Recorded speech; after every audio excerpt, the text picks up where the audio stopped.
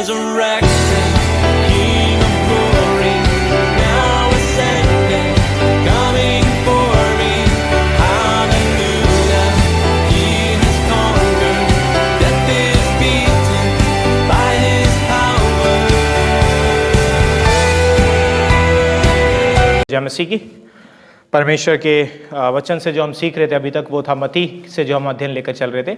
और मत्ती के अध्ययन में खुश हूं कि परमेश्वर ने हमारी मदद और सहायता की। अभी तक मत्ती उसका 3 अध्याय तक हम पहुंच चुके हैं। किस प्रकार से इस मत्ती की किताब को, जैसे मत्ती ने लिखा है सुसमाचार को, हमें वो बहुत सी बातें सिखाने की कोशिश करता है। अर्थात मसीह यीशु के चले जाने के बाद वो बातें जो मसीह यीशु की उसने अपने जीवन में देखी, उसके साथ रहते हुए वो हमें बताता है। और किन लोगों को लिखता है, ये सिर्फ एक रिवीजन है ताकि हमें पता लगे यहूदी लोगों को, जिन लोगों ने मसीह के रहते हुए उस पर विश्वास नहीं दिखाया, मसीह को अपने मुंह से कहा इसे क्रूस पर चढ़ाओ।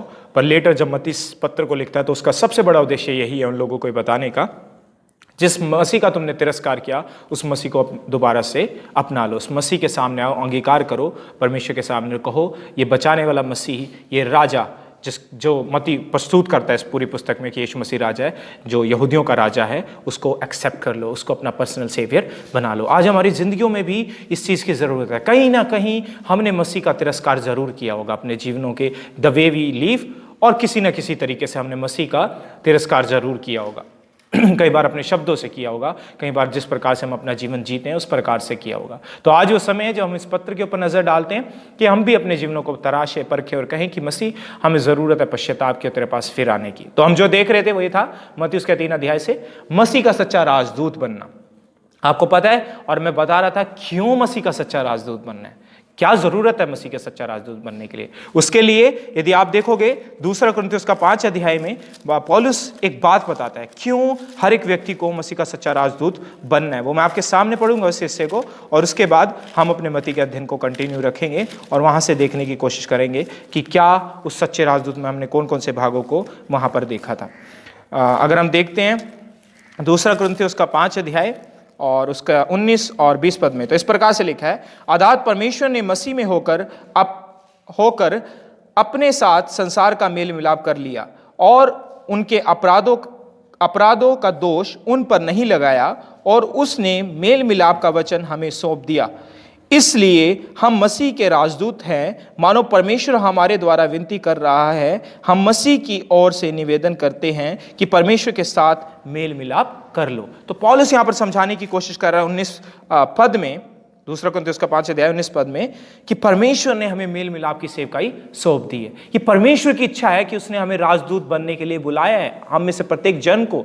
जैसे यूहन्ना के जीवन से मत्ती उसके 3 अध्याय में देख रहे थे कि परमेश्वर ने उसे एक सच्चा राजदूत बनने के लिए बुलाया था, और उसने प्रूव भी किया, उसने अपने जीवन से उसे प्रूव भी किया यूहन्ना ने। और आज ये हम जानते हैं कि परमेश्वर की इच्छा है, और जब ये परमेश्वर की इच्छा है कि हम राजदूत का जो कार्य है, हम जो मसीह के राजदूत हैं, हमारा ही कार्य है, जो राजा के यहूदियों का राजा जो यीशु मसीह था, वो मसाया जिसके विषय में भविष्यवाणी की गई थी, अर्थात जीवन का कर्ता जो हमें जीवन देने वाला था, उस मसीहा के जब हम राजदूत है तो हमें कार्य सौंपा गया जो उसने खुद किया अपनी मौत के द्वारा।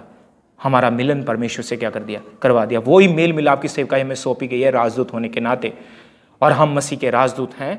हम मेल मिलाप की सेवकाई के लिए सौंपे गए हैं, और ये इच्छा किसकी है? परमेश्वर की। और आपको पता है, यदि हम आज सच्चे राजदूत बनने के प्रति परिश्रम नहीं करते, यदि हम उसकी इच्छा अनुसार चलने की कोशिश नहीं करते, तो हम क्या करते हैं? उसकी आज्ञा को उल्लंघन। और उसकी आज्ञा को उल्लंघन करना क्या है? पाप। और यदि हम पाप में हैं तो कदापि भी हम परमेश्वर की संगति को अपने जीवन में महसूस नहीं कर सकते। हमेशा हमारे जीवनों में बेचैनी, हमेशा हमारे जीवनों में एक डर, हमेशा हमारे जीवनों में एक अजीब सी भावना बनी रहेगी, अजीब सी फीलिंग बनी रहेगी, क्योंकि हमें पता है हमने परमेश्वर के विरुद्ध क्या किया? पाप किया। इसलिए आज हम सभी के लिए ज़रूरत है कि जब मत्ती उसके 3 अध्याय में नज़र डालते हैं, यूहन्ना के जीवन को देखते हुए अपने आप को वैसा ही मसीह का राजदूत बनाना, जैसा उसने मत्ती उसका 3 अध्याय और उसके 3 अध्याय में 1 से लेकर 12 पद तक हमने देखा था। और आज हम देखने वाले हैं 13 से लेकर 17 तक। जब हम उसमें नजर डालते हैं, उससे पहले जब हम इस चीज को सीख रहे हैं कि मसीह का राजदूत हमें बनना है, जैसे कि यूहन्ना के जीवन से, और सच्चा राजदूत बनना है। ऐसा राजदूत नहीं जो सिर्फ दिखावे का राजदूत हो, जो लोगों के सामने मसीह का बनता हो परंतु दिल से उसके साथ ना हो, उसका सच्चा राजदूत बनना है। और ये परमेश्वर की इच्छा है, और अगर हम इसका उल्लंघन करते हैं तो परमेश्वर की आज्ञा को उल्लंघन करते हैं, क्योंकि परमेश्वर ने हमें मेल मिलाप के लिए, दूसरों को परमेश्वर की तरफ खींच लाने के लिए, प्लीड करने के लिए, विनती करने के लिए, ताकि मसीह से हम मेल जोल कर लें, जिसने हमारा मेल जोल करा दिया है, अब हम उसकी तरफ स्टेप उठाएं और मसीह का राजदूत, सच्चा राजदूत बनने के लिए तैयार हों। और अगर हम ऐसा नहीं करते, हम आज्ञा उल्लंघन करते हैं और पाप करते हैं। और आपको पता है, wilful disobedience of God's will is a heinous sin. अपनी इच्छा अनुसार, अपनी इच्छा पूर्ण और अपनी इच्छा अनुसार परमेश्वर का अनाज्ञाकारिता एक बहुत बड़ा पाप है, अपनी इच्छा अनुसार। जहां पर किस तरीके से लिखा है, इब्रानियों का 10 अध्याय 26 पद कहता है, यदि तुम जानबूझकर पाप करते हो तो फिर कोई पश्चाताप बाकी नहीं रहता। इस संगीनता को समझना, और अगर कोई पश्चाताप बाकी नहीं रहता तो हमारे लिए बचता क्या है फिर? नरक की आग। और यदि हम में से प्रत्येक व्यक्ति वहां जाना चाहता है मसीह को जानते हुए, यानी कि मसीह के बारे में जान लिया, वो ज्ञान हमें पता है कि यीशु मसीह है जिसके द्वारा हम स्वर्ग प्राप्त कर सकते हैं, तब भी उसके साथ जीवन जीने के लिए तैयार ना हो, उसका सच्चा राजदूत बनने के लिए तैयार ना हो, तो ये एक विलफुल, एक इच्छापूर्ण तिरस्कार है। जानते हुए कि कौन कौन सी बातें हैं जो हमने अपने जीवन में मसीह की जगह दे दी है, हम कंटिन्यू उसको करते रहें, इसे बोलते हैं इच्छापूर्ण परमेश्वर का तिरस्कार। और इस तिरस्कार को परमेश्वर कभी बर्दाश्त नहीं करेगा, क्योंकि हम उस परमेश्वर को जिसने हमारे लिए जान दी अपने पैरों तले क्या करते हैं, कुचलते हैं। इसकी संगीनता को समझना, और फिर आप ही समझोगे कि परमेश्वर का सच्चा राजदूत। तो पिछली बार हम देख रहे थे परमेश्वर का सच्चा राजदूत बनने के अनुसार मत्ती उसका 3 अध्याय 1 से 12 तक क्या हमें देखने को मिलता है। अपने अधिकार को जानना, जैसे यूहन्ना अपने अधिकार को जानता था, और उसकी सीमा में जीना, उससे कभी बाहर ना जाना, जितने आप हो उससे बढ़कर कभी अपने आप को ना दिखाना, अपने अधिकारों को जानते हुए उसकी सीमाओं में जीना। यह है जब आप मसीह का सच्चा राजदूत बनते हो। जैसा यूहन्ना ने अपने जीवन में दिखाया कि वो दीनता के लिए एक आवाज थी, जो आवाज मसीह के बारे में पुकारने के लिए बुलाई गई थी। आप लोग अपनी फेम सिंग करने के लिए नहीं, मैं और आप अपने आप को बढ़ाने के लिए नहीं, परंतु मसीह की महिमा करने के लिए बुलाए गए हैं। तो उस अधिकार को याद रखो, उस सीमा से कभी बाहर मत जाओ, कभी भी अपने आप को लोगों पर प्रदर्शित मत करो, कभी भी अपने आप को अट्रैक्टिव पॉइंट मत बनाओ कि लोग आपकी तरफ खींचे। आपका अधिकार इसलिए दिया गया कि आप मसीह की तरफ लोगों को क्या करें, खींचे। तो यूहन्ना ने कैसी जीवन जी? बिल्कुल साधारण, जैसे हम देख रहे थे यूहन्ना उसका 3 अध्याय में, है ना, 4 पद में इस तरीके से लिखा है, 4 और 5 में, कि कैसा था वो व्यक्ति। वो साधारण व्यक्ति था। वो बेल्ट चमड़े का क्या पहना करता था, कटिबंध, है ना, और कपड़े भी बड़े साधारण थे, खाना भी बड़ा साधारण था। टिड्डियाँ और दाक मधु क्या किया, टिड्डियाँ और वन मधु खाया करता था, शहद जिसे हम बोलते हैं, वो खाया करता। तो साधारण जीवन जिया। क्यों उसने साधारण जीवन जिया? ताकि उसकी जिंदगी अट्रैक्शन का पॉइंट ना बने, ताकि उसकी साधारणता मसीह की तरफ इंगित करे, क्योंकि उसकी साधारणता के बारे में पुराने नियम में बता दिया गया था कि कैसा होगा वो व्यक्ति, ताकि जब लोग उसे देखें तो सीधा का सीधा उनका ध्यान किसकी तरफ जाए, मसीह यीशु की तरफ। तो क्या आज हम अपनी जिंदगी वैसे जी रहे हैं? और दूसरा पॉइंट, जब हम मसीह के सच्चे राजदूत बन रहे हैं तो हमें क्या करने की जरूरत है? जो हम यहाँ से देख रहे थे, जो मसीह ने हमें कार्य सौंपा है, उस कार्य को पूर्ण करके, जो उसने हमसे कहा है, जिस इच्छा के लिए उसने हमें बुलाया, क्या हम उस इच्छा में लगे हुए हैं कि लोगों का मेल जोल परमेश्वर से करवाएं? प्रत्येक दिन जब मैं प्रचार करता हूं, जब मैं लोगों से बातचीत करता हूं, किसी ना किसी तरीके से चाहता हूं जो लोग फिर गए हैं उन लोगों को मसीह से फिर दोबारा मेल करा दूं। कैसी इच्छा को पूरा कर रहे हैं परमेश्वर की, जो हमें सौंपी गई है। अर्थात मसीह का सच्चा राजदूत जब हम बन रहे हैं तो हम क्या उस वफादारी में जी रहे हैं जिसके लिए हम बुलाए गए। एक सच्चे राजदूत बनने के लिए हमें सिर्फ अधिकार को जानते उसकी सीमा में नहीं जीना, और सिर्फ हमें उसकी कहे हुए काम की, उसकी इच्छा को पूरा करने के लिए नहीं, परंतु हमें उस इच्छा को पूरा करते हुए वफादारी भी दिखानी है, जैसे कि यूहन्ना ने दिखाई। यदि आपने 7 से लेकर 12 तक पढ़ा हो, उसने समझौता नहीं किया पापियों के साथ। उसने उन लोगों को 7 पद में यह भी कह दिया, हे सांप के बच्चों, तुम्हें किसने चढ़ा दिया कि तुम आने वाले क्रोध से भागो। उसने यह भी कहा कि तुम सोचते तुम अब्राहम की संतान हो, मैं तुमसे कहता हूं कि इस बात का घमंड मत करना। अब्राहम के लिए परमेश्वर पत्थरों से संतान उत्पन्न कर सकता है, उसे जरूरत नहीं। इस घमंड में मत जियो। यानी कि जब पाप कर रहे थे यहूदी लोग, पाप में बने हुए थे और सच्चे पश्चाताप के अनुसार परमेश्वर के सामने नहीं आ रहे थे, तो सच्चे पश्चाताप का प्रचार करते हुए वो व्यक्ति नहीं डरा। ये होता है मसीह का सच्चा राजदूत बनना।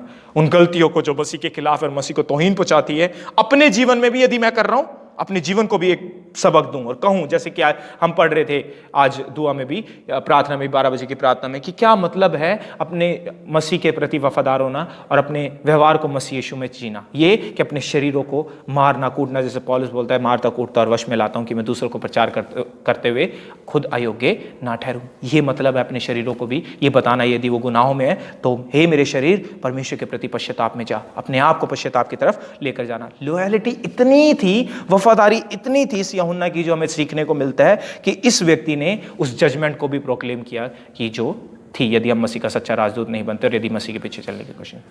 10 पद में अगर आप देखते हो क्या लिखा है 10 पद में, अपनी नजरें अपनी बाइबल के अंदर आप लगा सकते हो। 10 पद इस प्रकार से कहता है, जो पेड़ फल नहीं लाता काट दिया जाता है। यदि हमारी जिंदगी ऐसी बन गई है कि हम वफादारी से नहीं जी रहे, चर्च का कोई भी काम हमें सौंपा गया है, कोई भी काम, चाहे चर्च का चाहे भारी रूप से कोई काम सौंपा गया है जिसमें हमारे हाथ में पैसा है, किस तरीके से हम यूज करते हैं उसे। जब हमारे हाथ में कोई सेवकाई सौंपी गई है, क्या हम लालच कर कर किसी ना किसी तरीके से कुछ रख लेते हैं और सोचते हैं कि किसी को कुछ नहीं पता लगेगा। किसी भी काम में जो आपके माँ बाप ने आपको सौंपा है, जो भी आप करते हो, किस तरीके से उसमें वफादारी दिखाते हो, क्योंकि वहां भी आप मसीह के एक सच्चे राजदूत बनने की गवाही डाल रहे हो। पर अगर वहां हम चूक कर जाते हैं तो कदापि भी ये याद रखें, ये बात हमारे लिए भी है, कुल्हाड़ा पेड़ की जड़ पर रखा है, यानी कि जजमेंट इज एट हैंड, वो बहुत नजदीक है कि परमेश्वर हमें दंडित करे। क्या हम चाहते हैं उसके दंड के अधीन आए? नहीं। तो क्यों ना मसीह का सच्चा राजदूत बनने के लिए परिश्रम करें, जिसके लिए हम बुलाए गए, जो परमेश्वर की इच्छा है हृदय से, ताकि हम मेल मिलाप करवा ले, अपना भी और लोगों का भी परमेश्वर से, क्योंकि मसीह ने वो रास्ता खोल दिया है, अर्थात उसने करवा दिया है, बस हमें स्टेप उठाना है अब उस मसीह में जीने के लिए, उस मेल जोल में जीने के लिए। और फिर वो बताता है कि किस तरीके से 11 पद में और 12 पद में उस जजमेंट के बारे में, पूरी जजमेंट क्या है कि मसीह जो आने वाला है वो तुम्हें पानी और आग से बपतिस्मा देगा। पानी का मतलब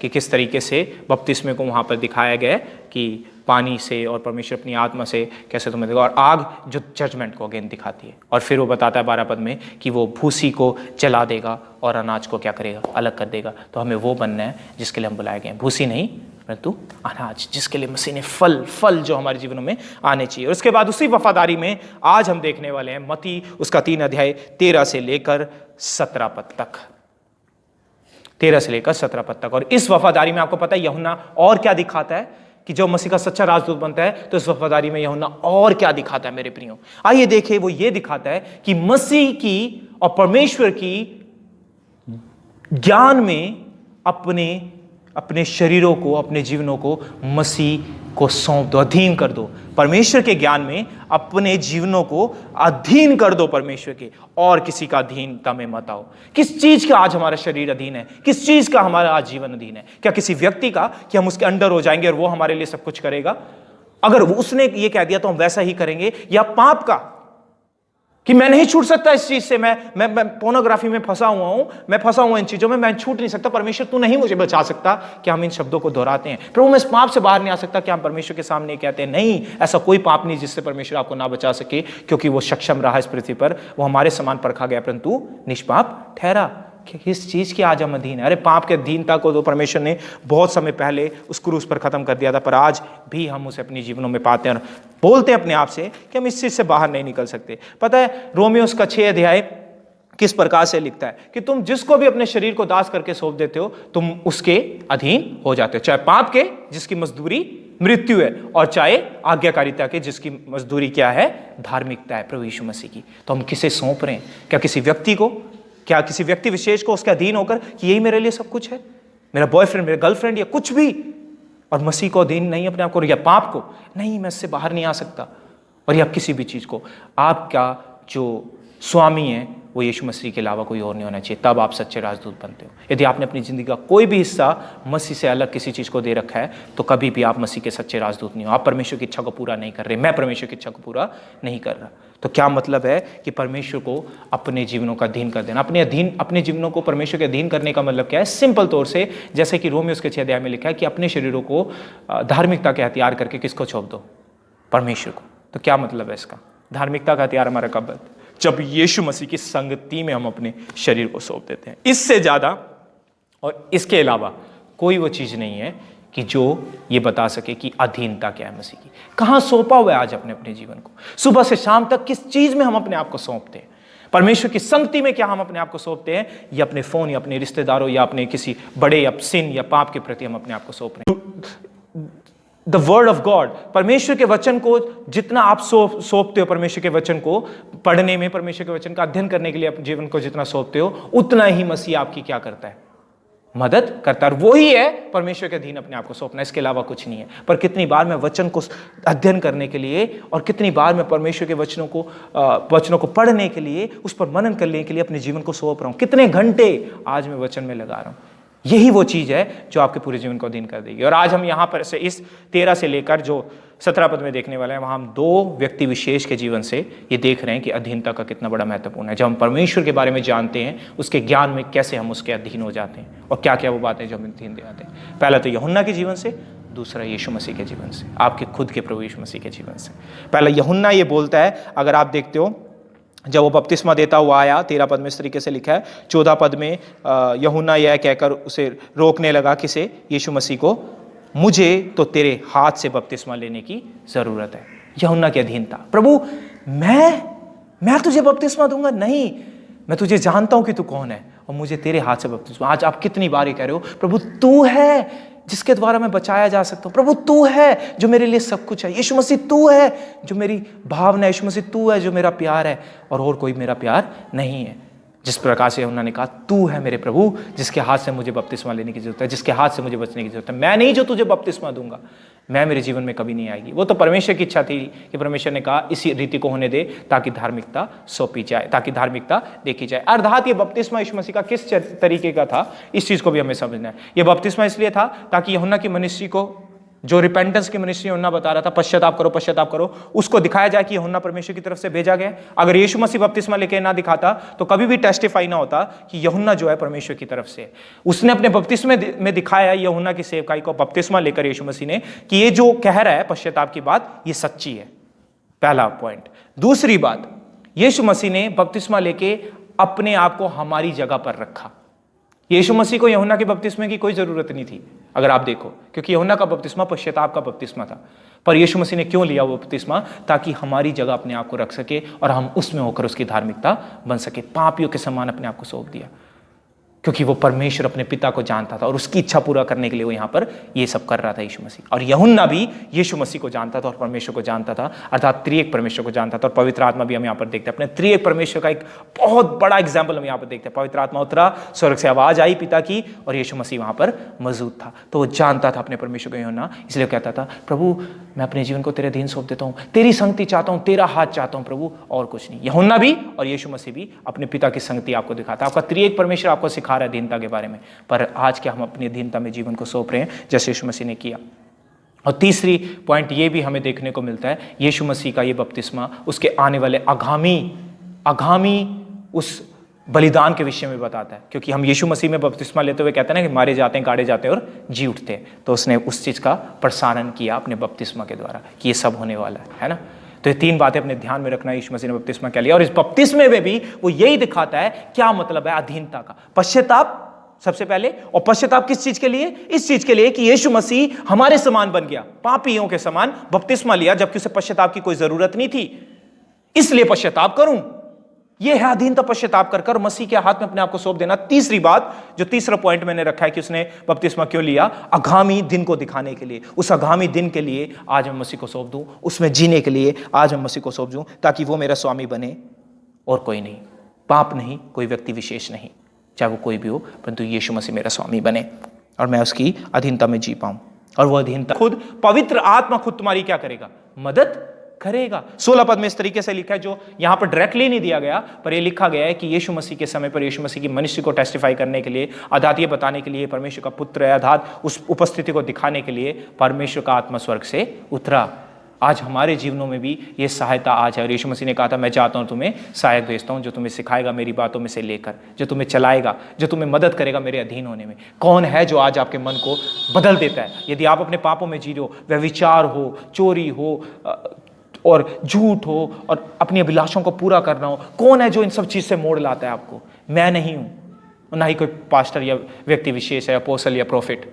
परमेश्वर का आत्मा और उसका वचन के द्वारा वो ऐसा करता है। तो वो उसको भी हम यहाँ पर देखने को मिलता है, कबूतर के नाई उतरा। और इतना मैं गहराई में नहीं जा रहा कि उसका एक्सप्लेनेशन क्या है, कहीं लोग बताते हैं कबूतर क्या था, कबूतर शांति का प्रतीक है या वो, मैं उसमें नहीं जा रहा। मैं सिर्फ एक ही चीज़ पर फोकस कर रहा हूँ, यदि मसीह के आप सच्चे राजदूत हैं तो वफादारी में जिएंगे। और वफादारी में कैसे जिएंगे, जैसे यूहन्ना बता रहा है, यूहन्ना अपने परमेश्वर को जानता था और यीशु मसीह अपने पिता को जानता हुआ अधीनता में सौंप रहा है। तो वफादारी तभी दिखाई जाती है जब आप मसीह के अधीन हो जाते हैं। और वह अधीनता ये है कि उसके वचन में, उसके वचन का स्टडी करने के लिए, उसके वचन को जानने के लिए, अपने दिल में बसाने के लिए, प्रत्येक दिन उस मसीह के बलिदान को जानने के लिए आप इस वचन में अधीनता में सौंप देते हो, समय बिताते हो। That is what God requires from you. ये वो चीज़ है जो परमेश्वर आपसे चाहता है, जो उसने आज्ञा दी आपको। कि जैसे परमेश्वर ने यहोशू से कहा था कि व्यवस्था की पुस्तक तेरे चित्त से कभी उतरने ना पाए, दिन और रात इसमें ध्यान दिए रहना, ऐसा करने से तेरे काम सब सफल होंगे और तू इस पृथ्वी पर प्रभावशाली होगा, अर्थात पाप के ऊपर प्रभावशाली होगा, अर्थात हर एक प्रकार की उलझनों के ऊपर प्रभावशाली होगा। उलझने मतलब जो समस्याएं पाप की उत्पन्न होती हैं उनके ऊपर तू प्रभावशाली होगा, अर्थात शारीरिक रूप से भी जो उलझने तू झेलने वाला है उन पर भी प्रभावशाली, क्योंकि तेरा मसीह तेरे साथ है। उन दुखों में, उन लड़ाइयों में भी तुझे संतावना देने वाला कौन होगा? मसीह। पर तुझे एक काम करना होगा, वो ये होगा कि to meditate on God's word. परमेश्वर के वचन पर क्या करना? अध्ययन क्या करना? वो तेरे चित्त में से उतरने ना पाए, वो तेरा हिस्सा बन जाए। मेरे परमेश्वर का वचन कहाँ आज मेरा हिस्सा बना हुआ है? और अगर नहीं तो मैंने अपने आप को पता किसके अधीन किया है? ये दो ही बातें, या परमेश्वर के या पाप के। अगर मैंने किसी व्यक्ति विशेष के भी किया है और वो परमेश्वर की जगह ले लिया मेरे जीवन में, तो मैंने किसके हाथ में सौंपा है? पाप के। और उसकी सजा तो हम सभी को पता है, पाप की मजदूरी मृत्यु है। और वो मृत्यु क्या है? यहां पर भी कई बार उस मृत्यु को झेलते हम जब हम कहते प्रभु इसमें मेरा मन नहीं लगता, प्रभु मेरा दिल टूट गया, है ना। ये सब बातें हम कहते हैं। क्यों? क्योंकि हमने किसी व्यक्ति विशेष को अपनी जगह दे दी, मसीह की जगह दे दी, इसलिए हमारे साथ ऐसा होता है।